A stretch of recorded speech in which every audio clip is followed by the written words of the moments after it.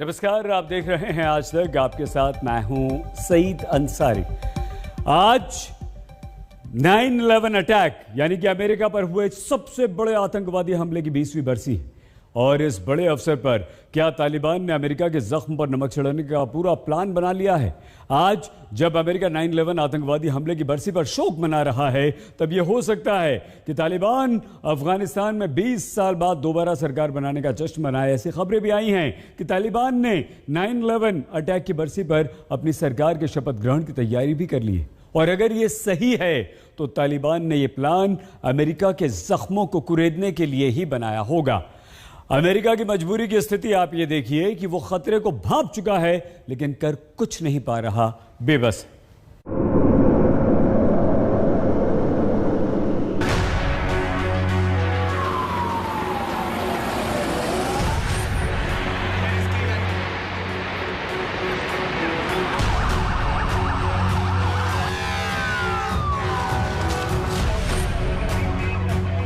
20 साल पहले सबसे बड़ा आतंकवादी हमला झेलने के बाद अमेरिका ने बदले की कसम खाई थी और अल कायदा को तबाह कर देने के लिए वो अफगानिस्तान में घुस गया था।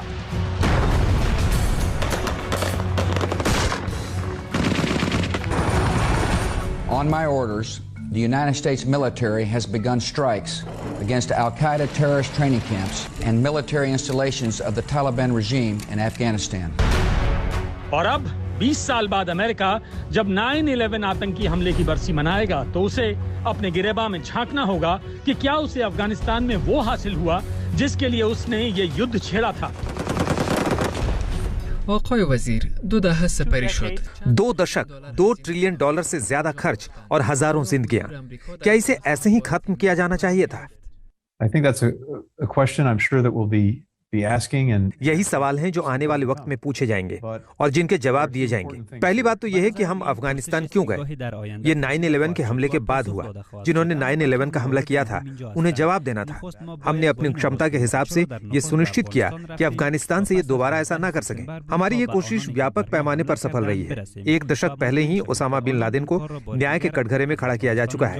एक संगठन के तौर पर अलकायदा के पास ये क्षमता थी कि वो हम पर या किसी पर हमला कर सके, लेकिन अब ऐसा नहीं है। 9/11 के हमले के बाद हमने इसे सुनिश्चित कर दिया है। हमने वो हासिल किया जो हमारा लक्ष्य था। अमेरिका भले कहता रहे कि उसने अफगानिस्तान में अपना लक्ष्य हासिल कर लिया, लेकिन असलियत क्या है वो खुद जानता है। असलियत यह है कि 9/11 हमले के बाद तालिबान के चीफ मुल्ला उमर ने ओसामा बिन लादेन को अमेरिकियों को सौंपने से इनकार कर दिया था। असलियत यह है कि तालिबान ने ही अल कायदा के सरगनाओं को शरण देने की वजह से ही 2 दशक पहले अमेरिका ने तालिबान पर हमला किया था। हाँ, ये सच है कि इन 20 सालों में ओसामा बिन लादेन को अमेरिका ने मारकर बदला लिया और इन 20 सालों में अमेरिका पर कोई आतंकवादी हमला भी नहीं हुआ। लेकिन ये बीते हुए कल का सच है। भविष्य का सच क्या है, ये अमेरिका भी अच्छी तरह जानता है। How would you rate the likelihood of international terrorist organizations like Al-Qaeda and ISIS regenerating inside of Afghanistan and presenting a threat to our homeland or our allies, given what you see today? I would assess it as medium. I would also say, Senator, that it would take possibly 2 years for them to develop that capability.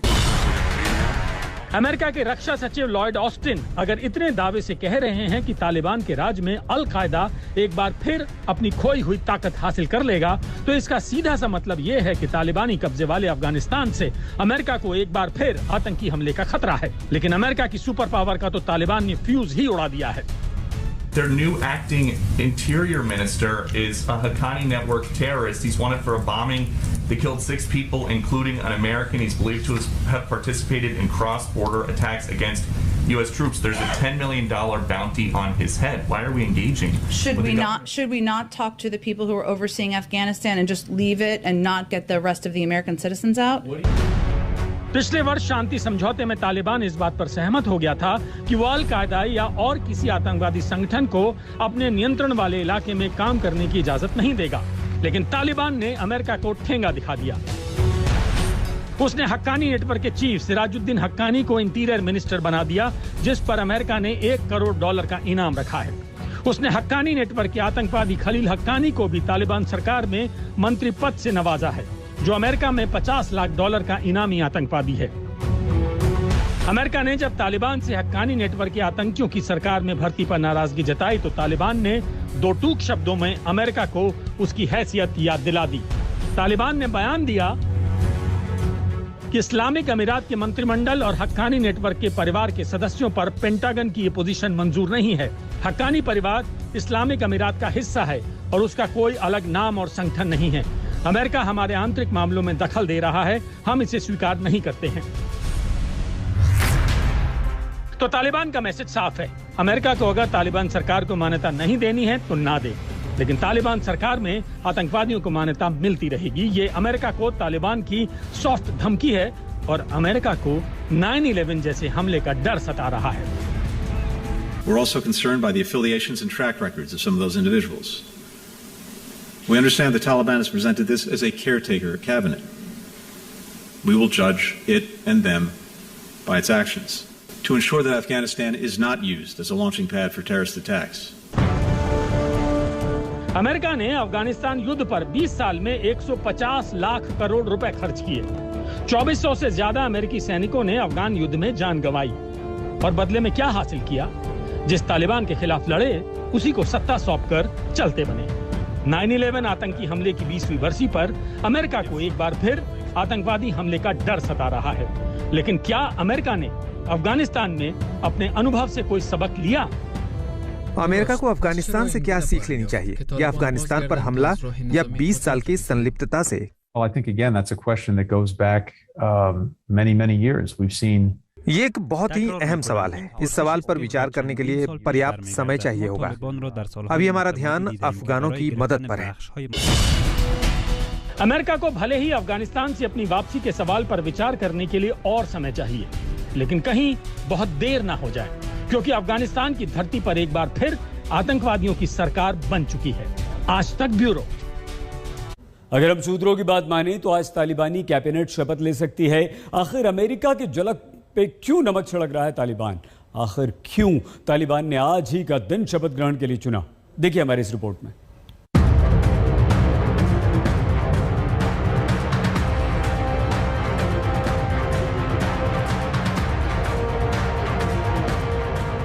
ग्यारह सितंबर 2001 America पर सबसे बड़ा आतंकी हमला।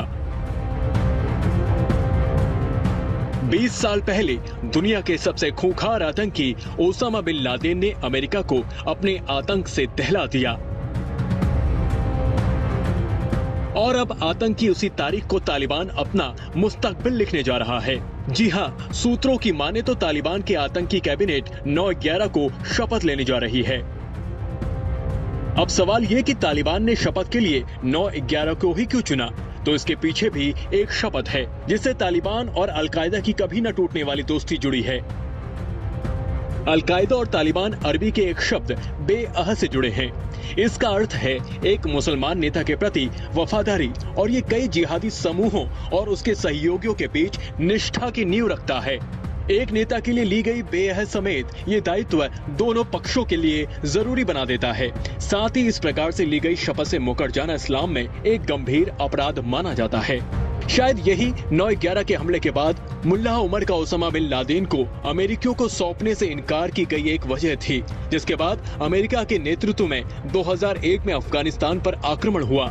अब Taliban America के साथ 2020 के शांति समझौते में इस बात पर सहमत हुआ था कि वो अलकायदा या किसी और आतंकी संगठन को अपने नियंत्रण वाले क्षेत्रों में काम करने देने की अनुमति नहीं देगा। लेकिन क्या वो उस कसम को तोड़ेगा जो अलकायदा और तालिबान ने मिलकर खाई है?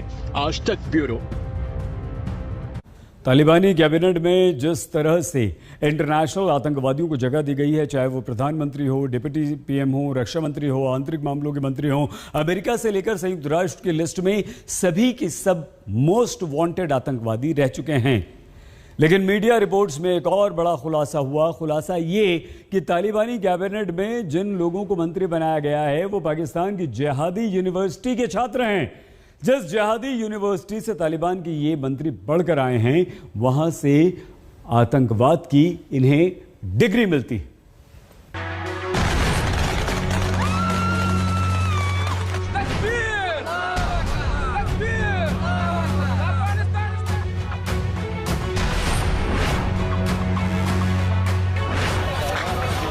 तालिबान ने काबुल पर कब्जा करके दुनिया को चौंकाया।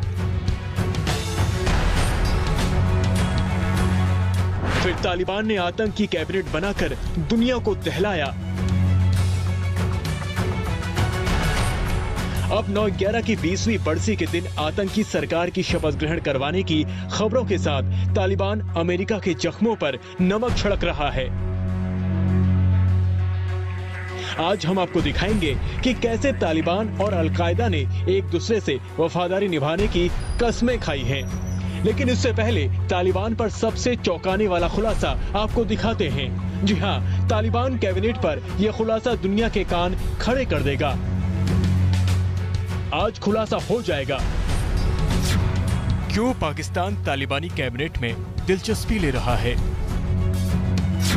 पाकिस्तान ISI चीफ के काबुल पहुंचने का मतलब क्या था? क्यों तालिबानी कैबिनेट में हक्कानियों का दबदबा नजर आया? पाकिस्तान और तालिबान कैबिनेट के बीच कनेक्शन क्या है? तालिबान के कितने मंत्री पाकिस्तान के मदरसे से निकले हैं? तालिबान की कैबिनेट मोस्ट वांटेड इंटरनेशनल आतंकियों से मिलकर बनी है, चाहे उसमें संयुक्त राष्ट्र के ग्लोबल आतंकियों में शामिल अफगानिस्तान के प्रधानमंत्री मुल्ला मोहम्मद हसन हो या फिर संयुक्त राष्ट्र सुरक्षा परिषद की प्रतिबंधित लिस्ट में अपना नाम दर्ज कराने वाले डिप्टी PM मुल्ला बरादर। अमेरिका में 73 करोड़ का इनामी आतंकी आंतरिक मामलों का मंत्री सिराजुद्दीन हक्कानी हो या फिर तालिबान के सबसे बड़े आतंकी का बेटा और अफगानिस्तान का रक्षा मंत्री मुल्ला याकूब। लेकिन तालिबान की इस आतंकी कैबिनेट के 5 मंत्री ऐसे हैं जो पाकिस्तान के हक्कानी मदरसे से पढ़कर निकले हैं। ये कोई साधारण मदरसा नहीं है, बल्कि एक महत्वपूर्ण मदरसा है जहां शैक्षणिक परंपरा का पालन करने के साथ साथ इनमें अफगानिस्तान पर सोवियत आक्रमण के बाद से राजनीति और सैन्य रूप से महत्वपूर्ण भूमिका निभाई है। सूत्रों की माने तो इस मदरसे को पाकिस्तान की जिहादी यूनिवर्सिटी भी कहते हैं। इस मदरसे का नाम है जामिया दारुल उलूम हक्कानिया। बताया जा रहा है कि तालिबान के आतंकी कैबिनेट के 5 मंत्री इसी मदरसे से पढ़कर निकले हैं। उन 5 मंत्रियों के नाम हैं मुल्ला अब्दुल लतीफ मंसूर, मौलाना अब्दुल बाकी, नजीबुल्लाह हक्कानी, मौलाना नूर मोहम्मद साकिब, अब्दुल हकीम सहराई। ये मदरसा पेशावर से इस्लामाबाद जाने वाले GT रोड पर अकोड़ा खटक में स्थित है। जमीयत उलेमाई इस्लाम के पूर्व प्रमुख मौलाना समीउल हक की वजह से ये मदरसा और भी ज्यादा मशहूर हुआ है। मौलाना समीउल हक को अंतर्राष्ट्रीय मीडिया में तालिबान का जनक कहा जाता है। मौलाना समीउल हक की 2018 में हत्या कर दी गई थी। समीउल हक कश्मीर से लेकर जिहाद के लिए जहर उगलता था। मैं कहता हूँ कश्मीर, अब भी कहता हूँ मुझे टेररिस्ट बना दो, मुझे फांसी पर लटका दो, लेकिन कश्मीर आजाद, जिहाद के बगैर आजाद नहीं होगा। जिहाद क़यामत तक जारी रहेगा। हम आपको बता दें, अफगानिस्तान तालिबान के प्रवक्ता मोहम्मद नईम भी दारुल उलूम हक्कानी से पढ़े हुए हैं और उन्होंने इंटरनेशनल इस्लामिक यूनिवर्सिटी इस्लामाबाद से PhD की है। अफगान तालिबान के प्रवक्ता सुहेल शाहीन ने भी इंटरनेशनल इस्लामिक यूनिवर्सिटी इस्लामाबाद में पढ़ाई की है। सूत्रों की माने तो अफगानिस्तान में तालिबान की पहली सरकार में जामिया हक्कानी के कई लोग शामिल थे जिन्होंने सोवियत संघ को हराया था। पाकिस्तानी प्रवक्ता को कि जो ये यूनिवर्सिटी ऑफ जिहाद है और ये जो मदरसों की बात कर रहे हैं, मैंने तो वहां मदरसों की ऐसी ऐसी रिपोर्ट्स देखी हैं, फोटोग्राफ्स देखी हैं, वीडियोस देखे हैं जो अंडरग्राउंड हैं, प्रॉपर बंकर्स हैं। बताया जाता है कि इमरान खान की पार्टी पाकिस्तान तहरीक इंसाफ इस मदरसे को फंड जारी करती है। इस मदरसे की सच्चाई ये है कि आतंकवाद और धार्मिक राजनीतिक आंदोलन को बढ़ावा देने में भी अहम भूमिका निभाता है, इसलिए इसे जिहादी यूनिवर्सिटी भी कहा जाता है। मौजूदा समय में अफगानिस्तान सरकार, शूरा और संस्थानों में बहुत सारे ऐसे लोग शामिल हैं जो इस मदरसे से निकलकर पहुंचे हैं। दिल्ली से अनिल कुमार के साथ आज तक ब्यूरो। सवाल यह है कि क्या 9/11 की बरसी पर तालिबान अमेरिका के खिलाफ कोई साजिश रच रहा है? उससे अलग अगर तालिबान की बात करें तो तालिबान की क्रूरता के विरुद्ध पूरे अफगानिस्तान में विरोध प्रदर्शन शुरू हो चुके हैं। महिलाएं सड़कों पर तालिबान से भिड़ रही हैं। अफगानिस्तान की स्थिति बहुत बदतर है, लोग घरों में कैद हैं। तालिबान नए नए आदेश सुना रहा है, लेकिन एक तरफ अफगानी खौफ में हैं तो दूसरी तरफ तालिबानी मौज उड़ा रहे हैं। तालिबानी लड़ाकू विमान के पंखे पर झूला डालकर झूल रहे हैं तो अफगानी अफसर की शाही हवेली पर कब्जा करके वहां पर दावतें उड़ा रहे हैं।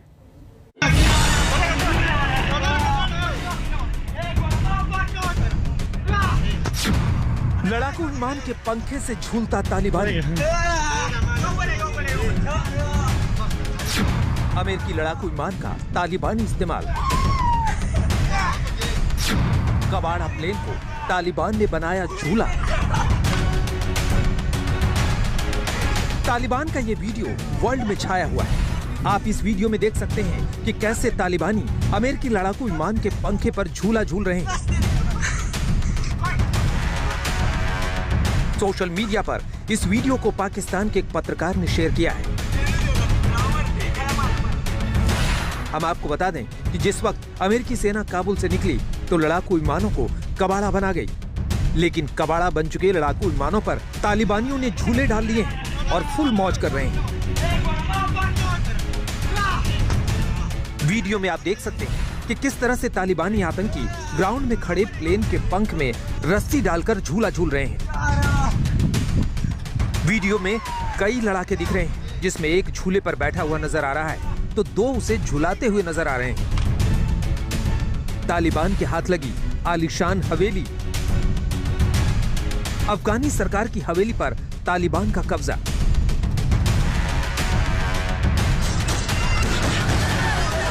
तालिबान की जनता एक तरफ त्रस्त है, तालिबान के जुल्म और अत्याचार से खौफ खा रही है, वहीं तालिबानी लड़ाके मजे ले रहे हैं और ये बता रहे हैं कि वो कौन कौन से हथियार चलाकर काबुल तक पहुंचे हैं।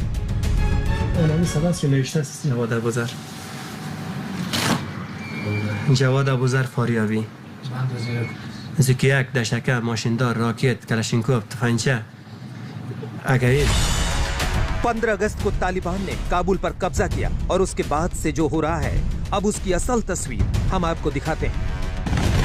तालिबान के आतंक से खौफ खाकर अफगानी सेना से लेकर कई बड़े अफगानी नेता मुल्क छोड़कर भाग गए और अब उनकी सल्तनत पर तालिबान का कब्जा है। आइए अब आपको अफगानिस्तान के मार्शल अब्दुल रशीद दोस्तम की हवेली लिए चलते हैं। दोस्तम ने अमेरिका के राज में अफगानिस्तान के अंदर खूब मेडल बटोरे, लेकिन तालिबान आया तो मुल्क छोड़कर भाग गए और उसके बाद दोस्तम की हवेली पर तालिबानी लड़ाकों का कब्जा है। तालिबान के 150 से भी ज्यादा लड़ाके इस हवेली में रह रहे हैं और हवेली के मजे लूट रहे हैं। दोस्तम की दौलत पर ऐश कर रहे हैं, उसे शैतान भी बता रहे हैं। در نظر ما یک فرد طاغوتی افغانستان بود که این تو خانه ای تو قصر ساخته به خون ملت افغانستان. مردم نان خوردن خود نداره، ای تو قصر داره. ये तालिबानी लड़ाका कह रहा है मार्शल अब्दुल रशीद दोस्तम ने लोगों का खून चूसकर ये हवेली बनाई। इतना ही नहीं, ये तालिबानी दोस्तम की अय्याशियों का बखान कर रहे हैं। उसको क्या पसंद था क्या नहीं, वो हवेली की एक एक चीज दिखा रहे हैं। तालिबान घोड़े की एक तस्वीर दिखाते हुए कहता है कि दोस्तम को घोड़े का बहुत शौक था। तालिबानियों ने हवेली का एक एक कोना छान मारा है। ये देखिए वाइन क्लास और ये है बिलियर्ड्स टेबल। दोस्तम की स्विमिंग पूल भी तालिबानी दिखा रहा है। पूरी हवेली का दर्शन तालिबानी करवा रहा है। हवेली को घुमाते हुए तालिबानी बताता है कि वो शहर का रहने वाला है, लेकिन उसने अपनी जिंदगी पहाड़ों रेगिस्तानों में काट दी और ऐसी हवेली पहली बार देखी है। हर वक्त हथियार लेकर घूमने वाले तालिबानी जब दोस्तम की हवेली में घुसे तो उन्हें आलीशान जिंदगी क्या होती है इसके बारे में पता चला। अफगानिस्तान के अफसरों और नेताओं की आलीशान जिंदगी पर उनका खून खौल उठा। अब तालिबानी हवेली में बैठकर दावतें उड़ा रहे हैं, बिरयानी का लुत्फ उठा रहे हैं। दीवारों पर उनकी बंदूक टंगी है, यहीं स्मोक ग्रेनेड रखा है जिसकी खूबी ये तालिबानी बता रहा है। यहीं एक स्टेथोस्कोप भी रखा है जिसे लगाकर वो डॉक्टर मरीज का खेल खेल रहा है। तालिबान दोस्तम की इस हवेली से खौफ के नए चैप्टर की शुरुआत कर रहे हैं। आज तक ब्यूरो।